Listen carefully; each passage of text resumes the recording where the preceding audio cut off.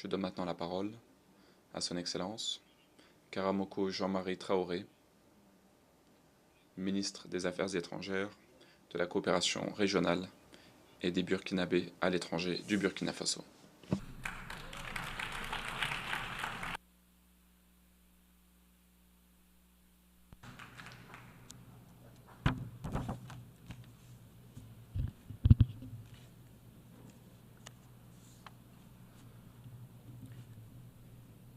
Monsieur le Président, Monsieur le Secrétaire général des Nations Unies, distingués délégués,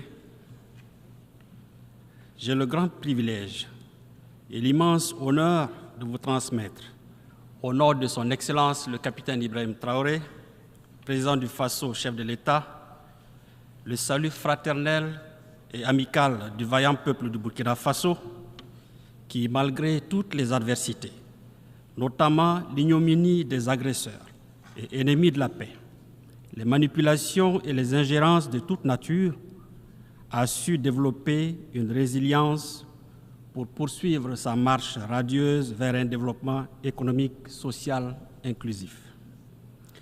Il me plaît également de vous traduire au nom du gouvernement et du peuple burkinabé mes chaleureuses félicitations pour votre brillante élection à la présidence de cette 79e session ordinaire. À votre prédécesseur, M. Denis Francis, j'adresse les félicitations de ma délégation pour les acquis engrangés au cours de son mandat dans un contexte international particulièrement marqué par des divergences profondes. Monsieur le secrétaire général, le Burkina Faso apprécie à leur juste valeur les actions que le système des Nations Unies et ses partenaires, sous votre coordination, continuent de mener sur le terrain en soutien aux efforts du gouvernement. C'est d'ailleurs à ce titre que mon pays se réjouit du choix du thème combien évocateur et interpellateur de cette 79e Assemblée générale. Ne laissez personne de côté, agir ensemble pour faire progresser la paix, le développement durable et la dignité humaine pour les générations présentes et futures. En évoquant ce thème, permettez-moi de vous traduire d'emblée les aspirations des couches sociales sahéliennes en général et du Burkina Faso en particulier. Je suis un paysan qui veille et perpétue les traditions et coutumes. Je cultive avec ardeur ma terre qui m'a été léguée par mes ancêtres pour nourrir ma famille et assurer mon bien-être. Je veux pouvoir vivre libre, digne et fier. Je suis une femme, une mère, une digne descendante des princesses Nyenega, Gimbi Ouattara, à l'image d'autres braves femmes sahéliennes dotées d'une force de caractère à nulle autre pareille. Je donnerai ma vie pour assurer la survie et l'épanouissement de mes enfants, mes frères et sœurs, mes compatriotes dans une société de paix et d'amour. Je veux pouvoir vivre libre, digne et fier. Je suis un jeune Burkinabé, cultivateur, éleveur, commerçant, fonctionnaire, artiste, artisan et étudiant. Jeune de toute région et de tous horizons, issu d'une jeunesse brave et combattante, engagé à apporter ma pierre au développement du Burkina Faso, je veux pouvoir vivre libre, digne et fier. Je suis un enfant, fille ou garçon, des villes et villages, des sites déplacés internes. Je veux pouvoir vivre libre, digne et fier. Je suis un soldat, burkinabé, nigérien, malien, un volontaire pour la défense de la patrie, époux, épouse, père, mère, fils, fille, frères et sœurs. J'ai fait le serment de défendre ma patrie au prix de ma vie, de combattre avec abnégation l'ennemi sur le champ de bataille et de protéger mes concitoyens contre tout danger. Je veux pouvoir vivre libre, digne et fier.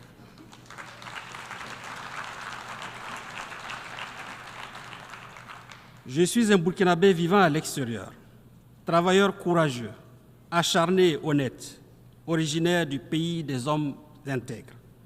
de mon séjour loin de la mère patrie, je participe avec enthousiasme à la lutte commune pour la paix et la stabilité de mon pays et de ma sous-région. Je veux pouvoir vivre libre, digne et fier. Monsieur le Président, ces aspirations sont les balises qui organisent l'action du gouvernement dont le combat est de créer un cadre pour que vivent libres, dignes et fiers les hommes et les femmes du Sahel. Le thème de notre session, fort apprécié pour sa pertinence, exhume en réalité une préoccupation fondamentale aussi ancienne que les Nations Unies et qui est abordée par la quasi-totalité des débats qui se sont succédés ici même. C'est dire qu'il ne s'agit plus véritablement de réfléchir sur quoi faire ou que faire. Il s'agit de donner corps et vie à nos discours à travers des actes concrets. Nous devons aller au-delà des mots pour enfin agir en faveur d'un monde plus juste, débarrassé de préjugés et de stéréotypes qui tendent à reléguer certains peuples ou certaines parties de la planète au second plan, condamnés à attendre, dans les geôles de l'isolement et du mépris, une aide potentielle à la merci et au gré des humeurs de puissance qui prétendent être les seuls à pouvoir indiquer la marche et le rythme imprimés aux autres.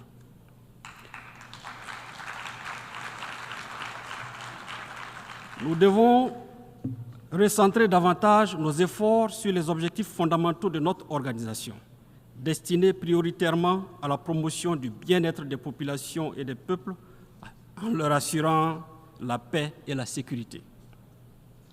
Cette urgence et cette nécessité absolue de co-construire et d'agir en faveur d'un monde plus juste trouvent toute leur pertinence dans le contexte actuel où notre monde est dominé par des crises persistantes, des conflits complexes, ainsi qu'une gouvernance économique inégalitaire qui accentue la fracture entre les États, les clivages entre les peuples, avec pour corollaire des tragédies humaines.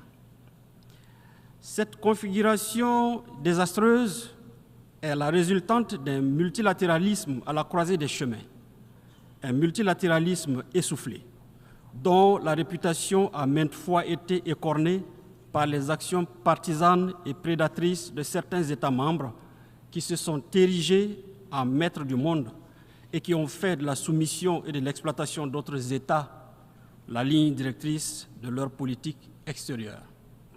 Il faut s'en inquiéter à juste titre, car il y va de l'harmonie et de la cohésion de notre monde.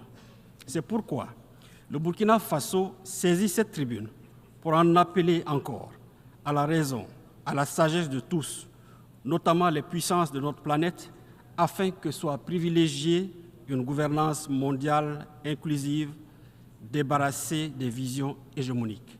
C'est à ce prix que nous rendrons à l'ONU toutes ces lettres de noblesse.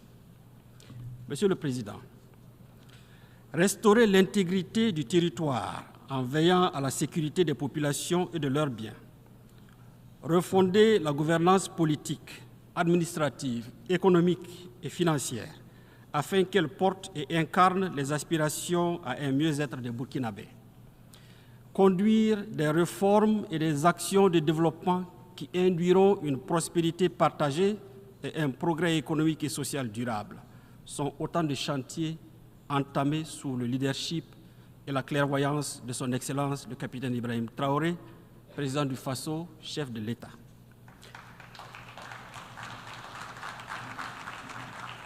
Le peuple burkinabé, qui a décidé d'affirmer et d'assumer sa souveraineté en mettant fin à son asservissement et qui a fait preuve d'une résilience extraordinaire, à l'instar de toutes les populations du Sahel, a compris l'enjeu et la portée de cette lutte et s'est mobilisé aux côtés de nos forces de défense et de sécurité. Avec ce soutien indéfectible, grâce au patriotisme, à l'ingéniosité, à la bravoure et à l'esprit de sacrifice de ses fils et filles, le Burkina Faso enregistre des succès jadis inespérés, ainsi que des résultats fort appréciables dans la lutte acharnée contre les terroristes instrumentalisés téléguidés et financés par des puissances néocolonialistes. C'est le lieu de rendre un hommage appuyé à toutes ces personnes, civiles, militaires, tombées sur le champ de bataille et dont je salue la mémoire avec déférence. Monsieur le Président, au prix de réformes stratégiques et visionnaires marquées entre autres par l'augmentation des capacités opérationnelles des troupes, la réorganisation de nos forces combattantes sur le terrain, nous avons démultiplié nos moyens d'action, avec comme effet salvateur une reprise totale en main de la reconquête des zones infestées par ces criminels et leurs alliés. De manière concrète, près de 70% du territoire est désormais sous le contrôle de l'État, contre 40% en 2022. Cela a permis la réinstallation des populations déplacées et la réouverture des écoles. Ainsi, en moins de 2 ans, les actions de reconquête ont permis à plus de 700 000 personnes de regagner leur village et à près de 1500 écoles de rouvrir leurs salles de classe, offrant la chance et le bonheur tant espérés par des milliers d'élèves de reprendre le chemin de l'école et de poursuivre leur cursus scolaire. Ces résultats qui forcent l'admiration et suscitent beaucoup d'espoir ont été possibles grâce à l'action des forces de défense et de sécurité, l'engagement patriotique des volontaires pour la défense de la patrie et le soutien ferme des populations ainsi que de la diaspora burkinabé dans un formidable élan de solidarité. Cette mobilisation patriotique de toutes les composantes de notre peuple a permis la collecte de la somme de plus de 165 millions de dollars pour la seule année 2023, un chiffre qui a largement dépassé les prévisions initiales. C'est dire toute la détermination du peuple burkinabé à financer et à s'engager aux côtés des forces de défense et de sécurité dans la lutte noble contre les terroristes et leurs alliés. Monsieur le Président, au moment même où nous engrangeons des succès dans notre offensive victorieuse contre les forces obscurantistes, des officines à la réputation et à l'intégrité douteuse se sont curieusement engagées dans une vaste et virulente campagne de dénigrement et de stigmatisation contre nos forces combattantes qu'elles accusent de violer les droits humains sans avoir la moindre preuve à produire. Ces propagandes orchestrées visent en réalité à démoraliser les patriotes burkinabés et à saborder leur combat légitime parce que tout simplement, ces adeptes du chaos n'ont pas encore compris la dynamique en marche au Sahel, c'est-à-dire notre volonté de nous affranchir de toute tutelle et de tout paternalisme. Mon pays voudrait saisir l'opportunité de cette tribune pour traduire avec déférence son infinie gratitude à tous ses pays amis et ses partenaires sincères qui soutiennent sa cause et l'accompagnent dans la consolidation de sa marche radieuse vers un développement économique et social inclusif. Je voudrais donc inviter les États membres de l'ONU à n'accorder aucun crédit à toutes ces agitations médiatiques qui, de toute évidence, traduisent dans le fond la détresse des terroristes en déroute et de leurs sponsors. Je tiens également à les rassurer du professionnalisme et de la renommée de nos forces de défense et de sécurité, démontrées à travers leur participation aux opérations de maintien de paix et maintes fois reconnues ici même. La formation systématique et les évaluations permanentes des forces de défense et de sécurité et des VDP en droit international humanitaire garantissent au quotidien cette rigueur professionnelle en matière de respect des droits humains. Monsieur le Président, dans la mesure où l'unanimité est faite sur la nécessité de combattre le terrorisme international, mon pays s'inquiète du soutien accordé par des entités étatiques au terrorisme. Ces parrainages que nous n'avons eu de cesse de dénoncer et que d'autres considéraient comme une simple vue de l'esprit ont été récemment portés à la face du monde par une attitude paradoxale de l'Ukraine, un État membre de notre organisation. En effet, en affirmant sans équivoque son implication dans les attaques terroristes qui ont causé la mort d'éléments de forces de défense et de sécurité maliennes à Tinzaouaten, au Mali en juillet dernier, et en avouant son soutien au terrorisme international, particulièrement au Sahel, ce pays a donné un aperçu des activités subversives qu'il mène au Sahel, à l'instar d'autres États actifs dans les coulisses de la trahison.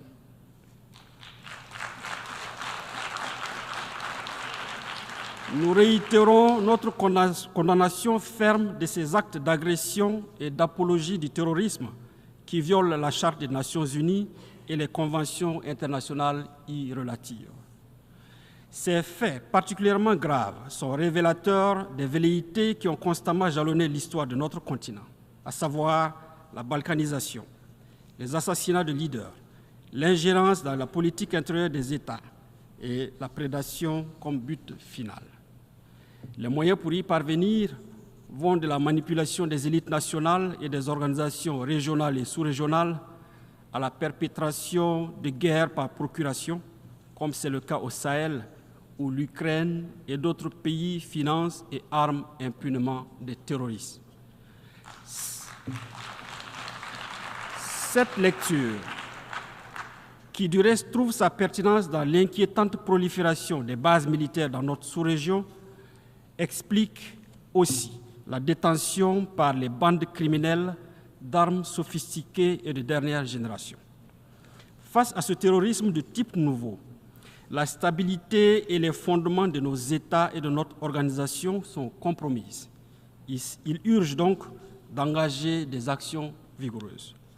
Pour leur part, et s'agissant du cas de l'agression ukrainienne, les pays de la Confédération des États du Sahel en ont déjà saisi le Conseil de sécurité le 20 août dernier. Et nous attendons des réponses fermes à ce titre. Monsieur le Président, face aux impératifs sécuritaires du Sahel, le Burkina Faso, le Mali et le Niger ont décidé en toute souveraineté le 16 septembre 2023, à travers la charte du Liptako Gourma, de la création de l'Alliance des États du Sahel. Il s'agit d'une alliance militaire. Il s'agit d'une alliance militaire de défense collective et d'assistance mutuelle pour lutter contre le terrorisme et la criminalité en bande organisée sur leur territoire. Pour apporter également des réponses idoines aux défis complexes de développement, les pays de l'AES ont décidé d'étendre le champ de leur coopération aux autres domaines prioritaires de leur espace. Et c'est dans cet esprit que s'est tenu le 6 juillet 2024 à Niamey, au Niger, le premier sommet des chefs d'État de l'AES. À l'issue de ce sommet historique, leurs excellences, le capitaine Ibrahim Traoré, président du Faso, chef de l'État, le colonel Assimi Goïta, président de la transition, chef de l'État du Mali, et le général de brigade Abdraman Tiani, président du Conseil national pour la sauvegarde de la patrie, chef de l'État du Niger, ont adopté le traité portant création de la Confédération des États du Sahel.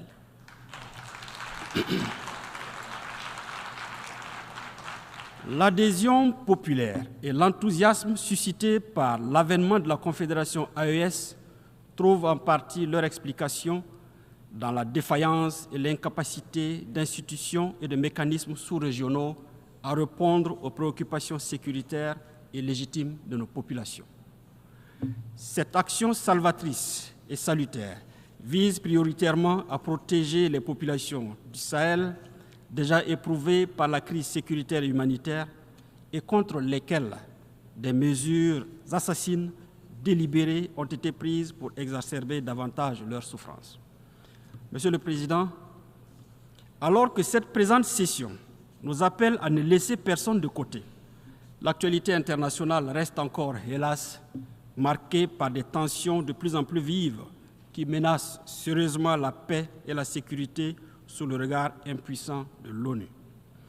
Le Burkina Faso appelle à toujours privilégier la voie de la diplomatie pour résoudre pacifiquement ces différends. Nous demeurons convaincus qu'en faisant prévaloir l'esprit de la Charte des Nations Unies, nous parviendrons à éteindre les foyers de tension, quelle que soit leur ampleur et où qu'ils se produisent, en Afrique, en Europe, au Moyen-Orient, en Asie ou en Amérique.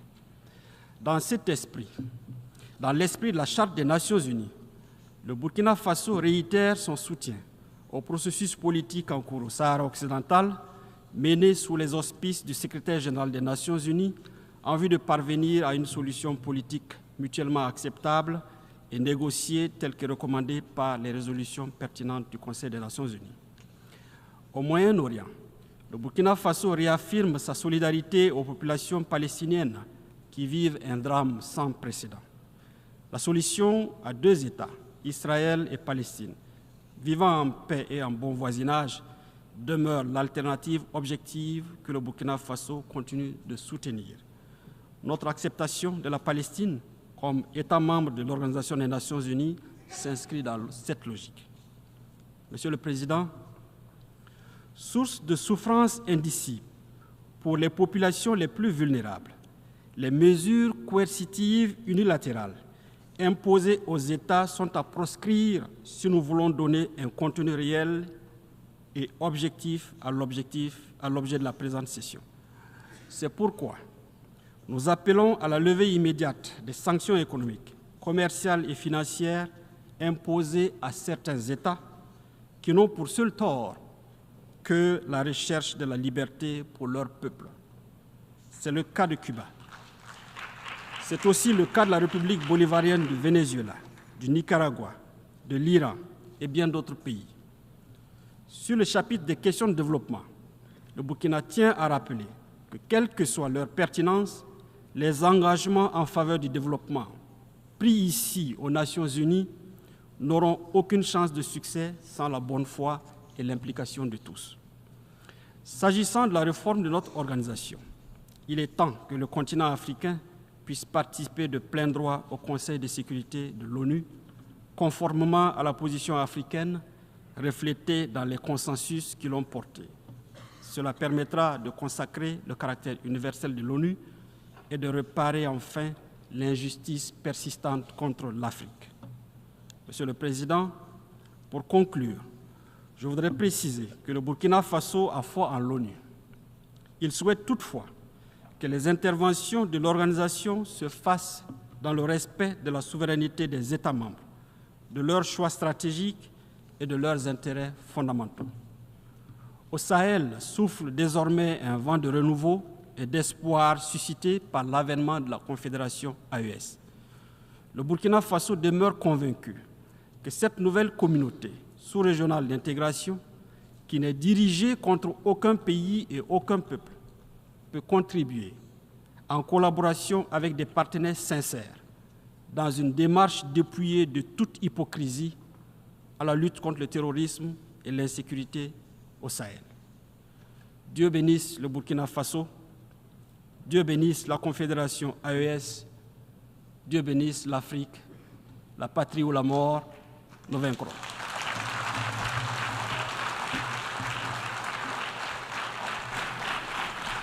I thank the Minister of Foreign. Je remercie le ministre des Affaires étrangères, de la coopération régionale et des Burkinabés à l'étranger du Burkina Faso.